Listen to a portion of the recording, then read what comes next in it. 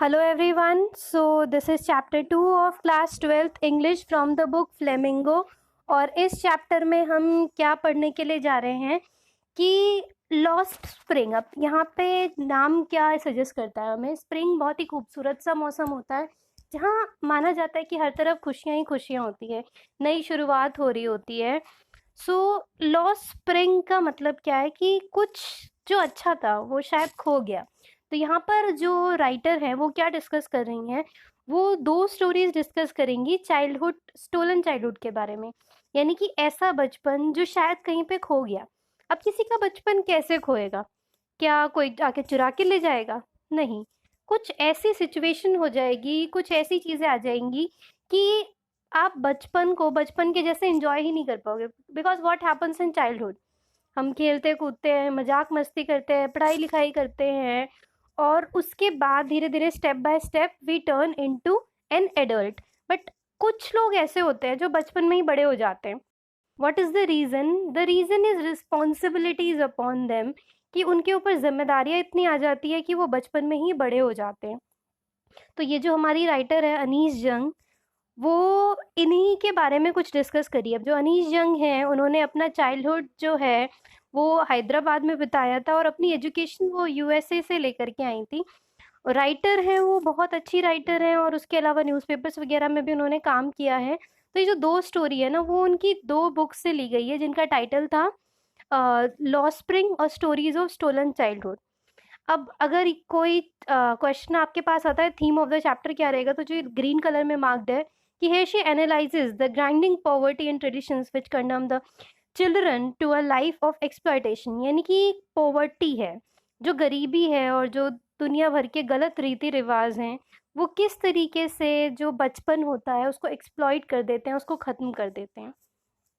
सो पहला जो हमारा टाइटल ऑफ द स्टोरी है वो है समटाइम्स आई फाइंड अ रूपी इन द गार्बेज.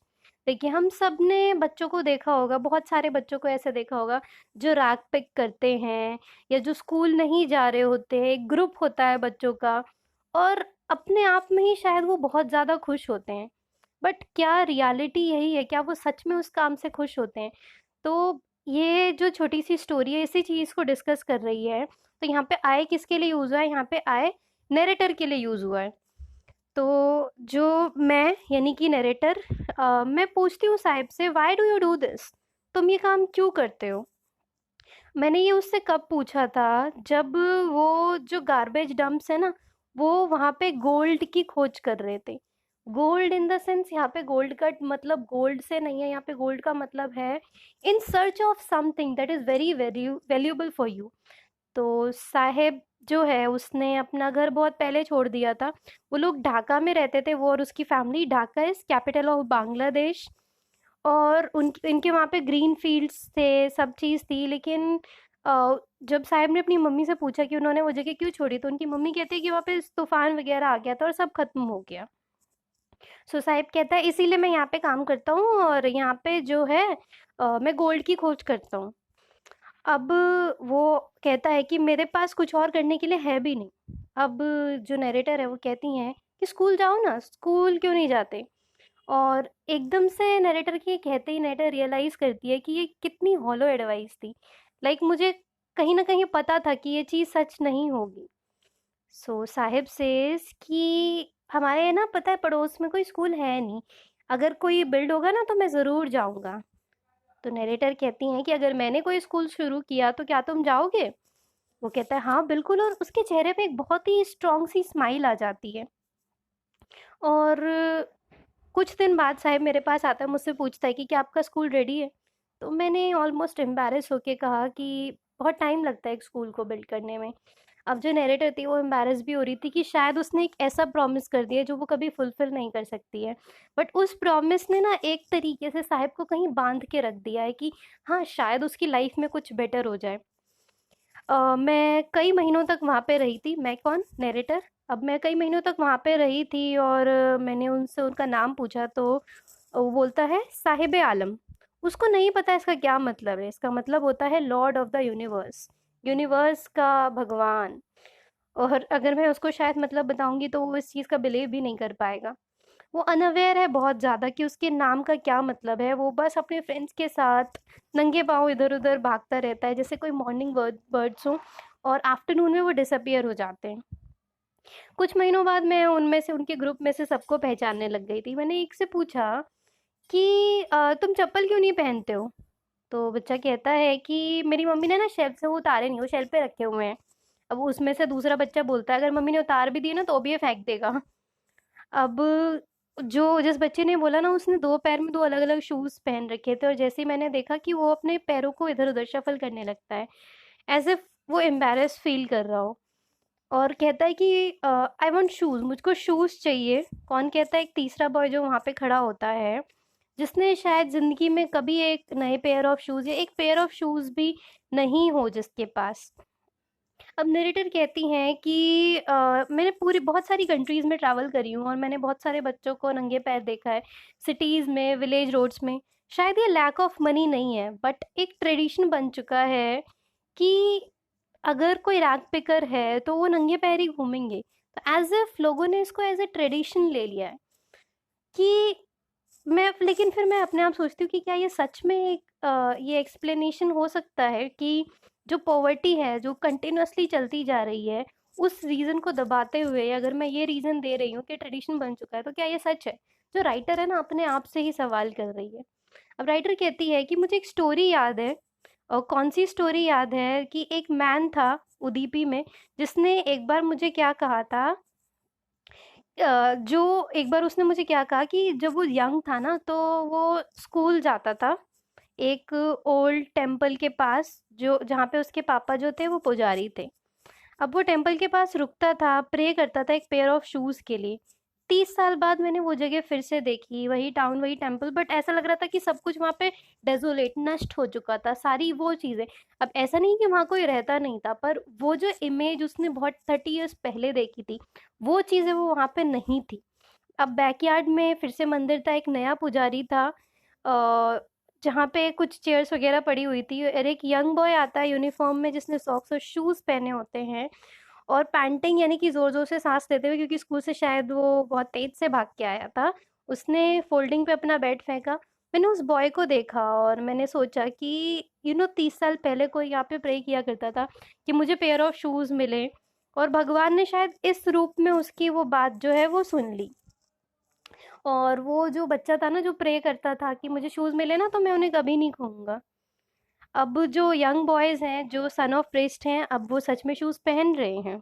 लेकिन आज भी जो बहुत सारे रैग पिकर्स हैं मेरे पड़ोस में, वो शूलेस हैं आज भी।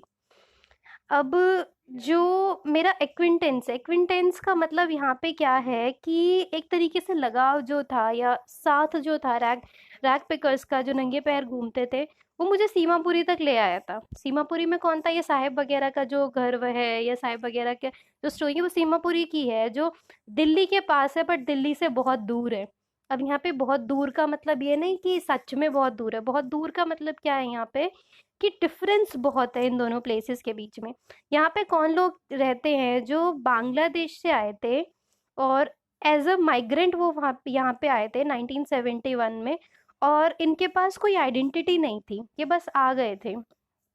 साहिब फैमिली भी उनमें से एक थी। अब सीमापुरी जो थी, अब एम्प्टी नहीं थी जैसे वो एम्प्टी पहले रहती थी। यहाँ पे बहुत सारे लोग थे जिन्होंने घर बना रखे थे, जिसपे रूफ जो थी वो टिन और तारपोलिन की थी। यहाँ पे कोई सीवेज सिस्टम नहीं है, कोई ड्रेनेज सिस्टम नहीं है, कोई रनिंग वाटर नहीं है। पर 10,000 रैक पिकर्स यहाँ पे रहते हैं। मतलब they have lived here for more than 30 years, बिना किसी आइडेंटिटी के, बिना किसी परमिट के, बट हाँ उनके नाम पे राशन कार्ड है। देखिए, एक बहुत स्ट्रॉन्ग लाइन यहाँ पे यूज हुई है कि food is more important for survival than an identity. जो खाना होता है ना, वो किसी भी आइडेंटिटी से ज़्यादा इम्पॉर्टेंट है।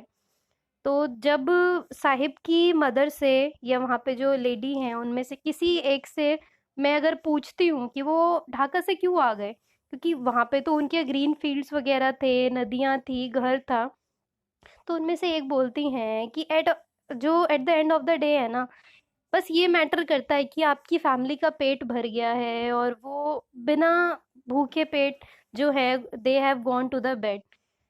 और इसके बदले आप अगर कहो कि मेरे बहुत सारे ग्रीन फील्ड्स हैं बट उसमें अनाज ही नहीं है, तो उससे क्या फ़ायदा? क्योंकि फिर से वही लाइन कि food is more important for survival than an identity. तो ये किसने बोला था? एक वुमेन जिसने थोड़ी टैटर्ड सी, यानी कि जिसका रंग उखड़ चुका है, थोड़ी बहुत फटी हुई है वो साड़ी वो पहन रखी थी, कि वो ये सब अपना लैंड क्यों छोड़ के आए थे। अब जब वो फूड को फाइंड करते हैं, वो अपना टेंट वगैरह कहीं और लगा लेते हैं, जहाँ फूड होता है वो अपना घर वहीं पे लेके शिफ्ट हो जाते हैं। चिल्ड्रन उनके साथ ऐसे ही ग्रो कर रहे हैं और उनके सर्वाइवल में पार्टनर्स बन रहे हैं। और जो सर्वाइवल है सीमापुरी में, उसका मतलब है रैग पिकिंग, जो कूड़ा कचरा उठाना होता है। कई साल तक जो ये सारी चीज़ें थी वो वही कंटिन्यू कर रहे थे। उनके लिए जो गार्बेज है ना वो गोल्ड के जैसा है, वो उनका डेली ब्रेड है। उनके सर पे वो छत के लिए छत छत के लिए इम्पोर्टेंट है, भले ही वो छत ऐसी हो जो लीक कर रही हो। और एक चाइल्ड के लिए वो और भी ज़्यादा इम्पोर्टेंट हो जाता है। कैसे इम्पोर्टेंट हो जाता है? क्योंकि साहिब क्या कहता है कि कभी कभी ना मुझे यहाँ पे 1 रुपया मिल जाता है, और कभी कभी तो पता है 10 रुपए का नोट भी मिल जाता है।